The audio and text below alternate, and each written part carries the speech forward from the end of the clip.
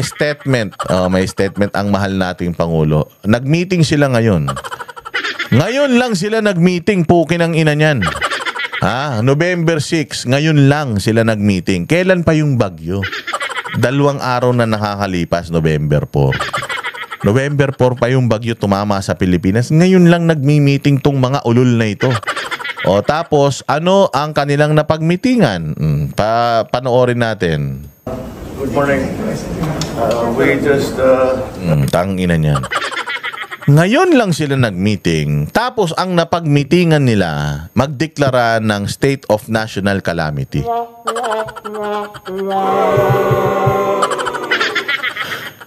Ay nako, Diyos ko po. Sabi ko nga sa inyo bumagyo ng A4. Naglandfall ng A4 yung bagyo. Nanalasa yan isang buong maghapon magdamag hanggang A5. Nung A5, nakita na natin yung epekto. Nung A5, humupa na yung baha. Nung A5, nakita na natin patong-patong na yung mga sasakyan, may mga bangkay na, patay na yung mga hayop, warak-warak na yung mga bahay. Hindi natin narinig na nagsalita itong gunggong na ito noong A4. Hindi, bago mag-A4, bago tumama yung bagyo, hindi natin narinig na nagsasalita itong Judas na ito.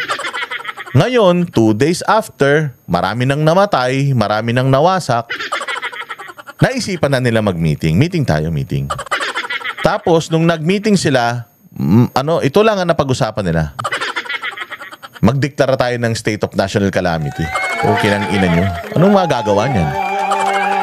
Pag nagdeklara ka ng State of National Calamity, may babalik niyan yung mga buhay? May babalik yung mga ari-arian na nasira. Nagdeklara kayo ng State of National Calamity para makapag-activate kayo ng makakuha kayo ng calamity funds, ganyan.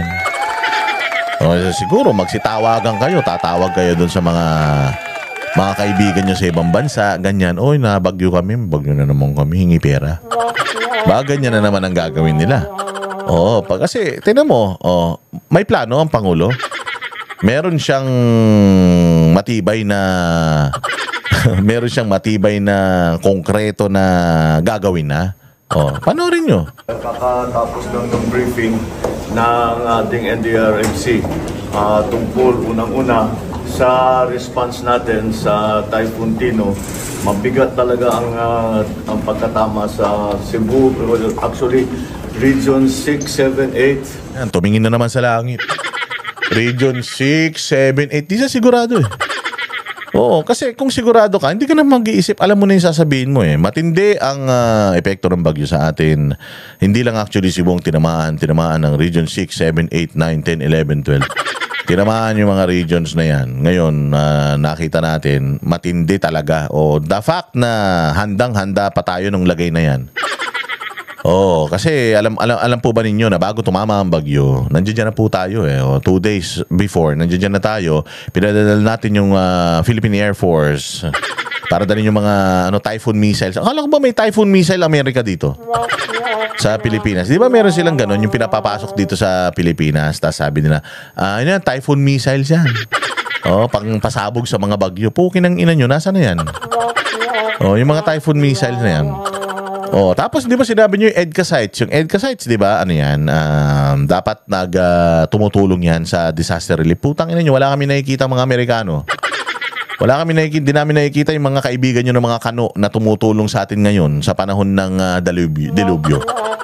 Di ba? Nandiyan na tayo. Katuwang natin ang Armed Forces of the America. Nandiyan na tayo 3 days before.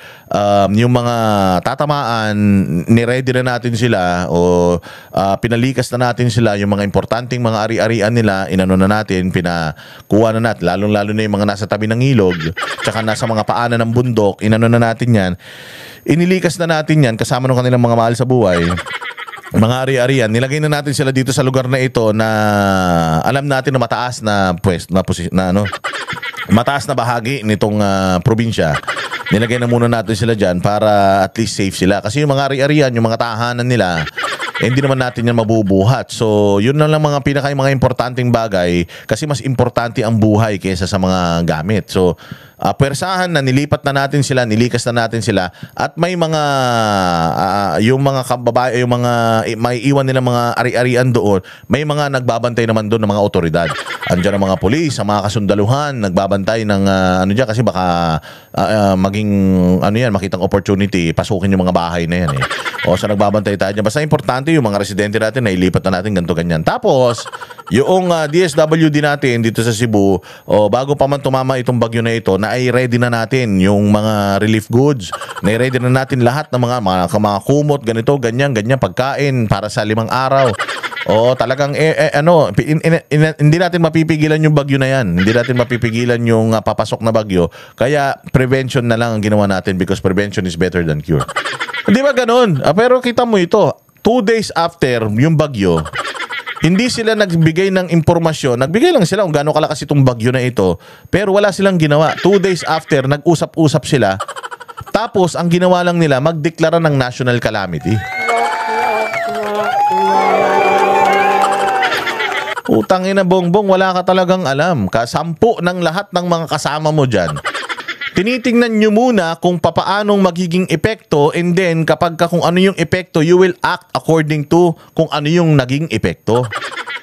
Dapat kapag sinabing paghahanda, ibig sabihin bago pa dumating yung problema, inaantay mo na. At kung sakali man na tumama yan sa atin, manalasa yan, hindi ganun kalaki yung devastation. Wala.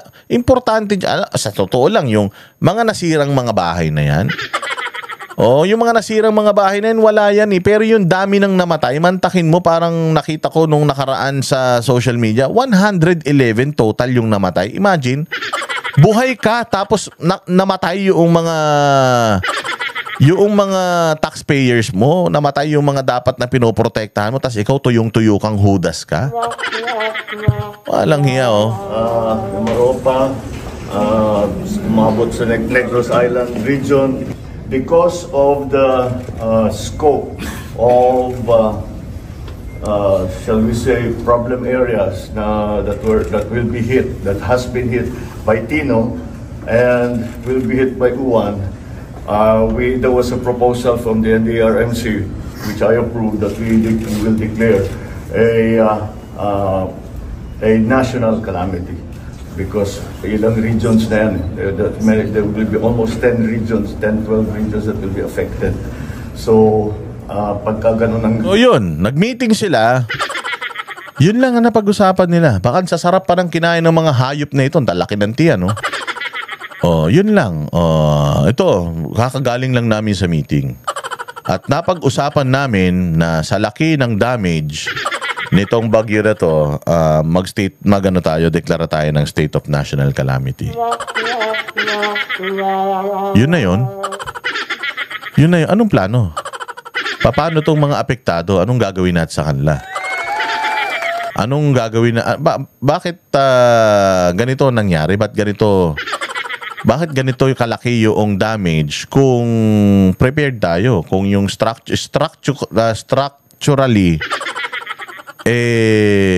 equipped yung syudad na ito. 'Di ba? Dapat ang mga inaano dito is ang mga pinag-uusapan dito walang masyadong ang projected natin na tatamaan talaga ay ganito karaming pamilya itong lugar at ang pinroject natin na magbubuwis ng buhay ay mga nasa ganito, mga 111.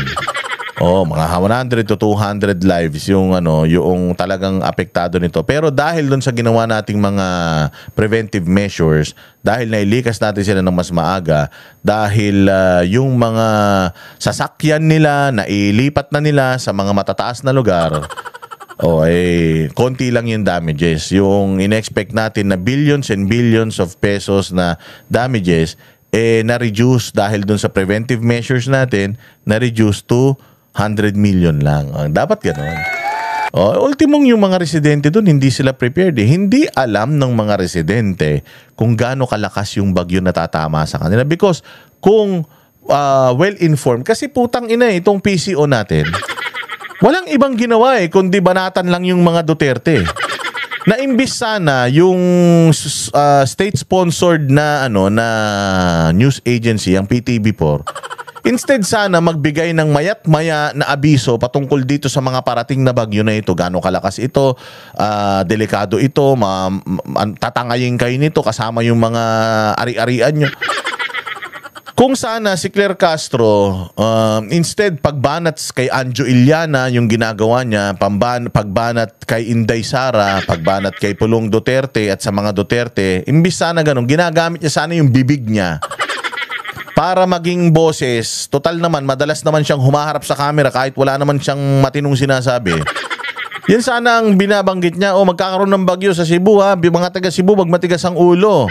Ito po ang plano ng gobyerno. Kailangan nyo na pong umalis. Ganto, ganyan. Kasi pagka matigas pa rin po ang ulo ninyo, nako, hindi na po kasalanan ng gobyerno yan. Pero pipilitin po kayo. Sa abot na makakaya, talagang kung pwede, kalad ka rin po kayo palabas ng mga bahay ninyo dahil tatamaan kayo. O parang awa nyo na. Sana kung ganun ang ginawa niya, yung pamumulitika, isinantabi niya. O, edi sana, walang masyadong nangyari. Bukod doon, kung hindi kayo mga magnanakaw, mga pukin ng ina ninyo, mga hayop kayo, kung hindi kayo nagnakaw sa pera ng taong bayan, sana hindi tayo umabot sa ganito. Cebu yan, napakayaman ng Cebu. Pero ganito ang nangyari sa Cebu. Kaya talaga naman, Diyos ko, papakitaan kita, bongbong, ha? Again mga bossing, ito yung problema kay BBM Very reactive pala, hindi pala siya proactive. Very reactive. Reactive. Kung ano yung epekto, doon lang sila mag-uusap-usap. Kung ano yung nangyari, doon lang sila mag-a-adjust. Oo. Hindi sila, wala talaga silang malasakit sa mga Pilipino Kasi kung may malasakit ka sa Pilipino, hindi mo ahayaan na mangyari ito sa kanila ganito si PRRD maghanda. At kung pagbabasehan yung mga paghahanda, kahit pala tumama ngayong gabi ang bagyong Ompong at Manalasa, iwanan tayo bukas, misto lang, wala rin tayong mararanasan na problema. Ang sabi ng NDRRMC, ready na lahat ng responders. Ganito siya maghanda. Bago tumama yung bagyo, nagmi-meeting na sila. Itong administrasyon natin tapos na tumama yung bagyo, nangamatay na yung mga tao, ngayon pa lang kayo nagmi-meeting.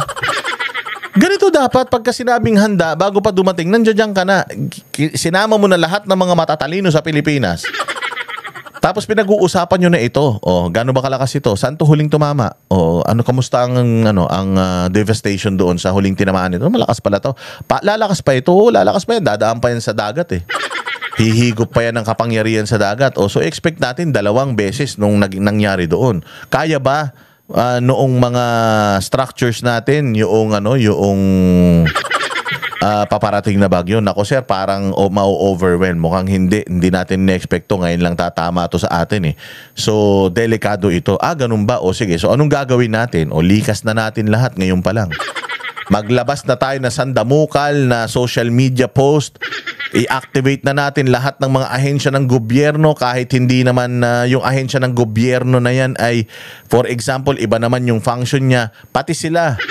Iano nyo na, maglabas na magbandilyo na sila, ilabas na nila yung mga alerts na delikado ito, malakas ito. I-hype na natin ito kasi para matakot yung tao at yung tao, di bali ng maging supot itong itong bagyo na ito at magsibalikan sila doon nang walang nasira. Kesa naman i-downplay natin tong bagyo na ito tapos doon sa mga lugar nila kung kailan tumama na, putsang ina, humihingi na sila ng tulong kasi hindi na huli na lahat para makalikas sila.